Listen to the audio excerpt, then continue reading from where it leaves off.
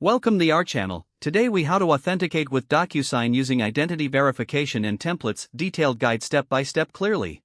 To authenticate with DocuSign using identity verification and templates, start by logging into your DocuSign account.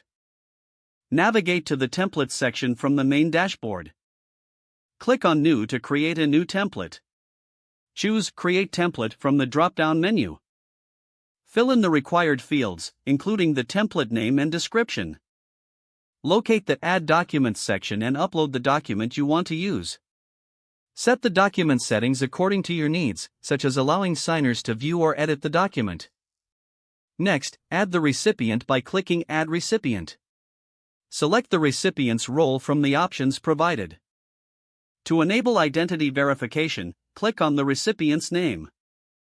In the Advanced Settings, look for the Identity Verification options. Choose the preferred identity verification method, such as SMS or knowledge-based authentication.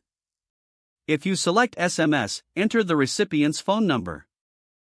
For knowledge-based authentication, ensure to customize the questions that will be asked to the recipient. Once the identity verification settings are configured, click Save.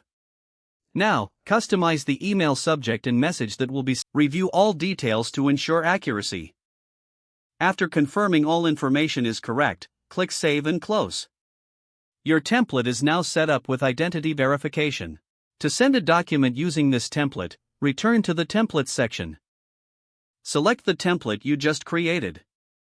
Click Use to begin the sending process. Fill in the recipient's details if necessary. Review the identity verification settings to ensure they are still configured correctly. Click Send to initiate the signing process. Monitor the progress of the document from the Manage section in your account. You will receive notifications once the recipient has completed the signing process. If the page does not load, refresh the browser or try again in a private or incognito window. Make sure you are using the correct email address, then retype it carefully to avoid small typos.